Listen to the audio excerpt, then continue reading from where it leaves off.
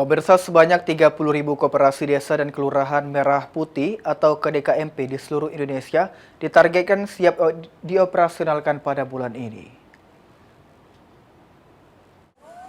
Pemerintah menargetkan sebanyak 30.000 koperasi desa dan kelurahan merah putih atau KDKMP siap dioperasionalkan pada bulan Agustus ini.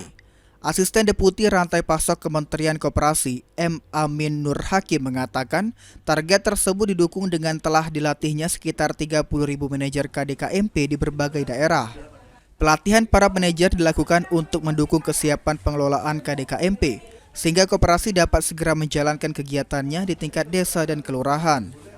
Sedang disiapkan oleh pemerintah ini adalah sebanyak 30.000. Karena manajer yang sudah disiapkan juga sudah dilatih itu 30.000, sehingga target mudah-mudahan Agustus ini ya Pak Presiden bisa meresmikan 30.000 Kopdes Kelurahan Merah Putih yang siap operasional secara bisnis keseluruhan.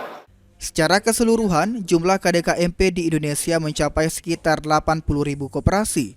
Dari jumlah tersebut, lebih dari 1.000 KDKMP disebut telah beroperasional.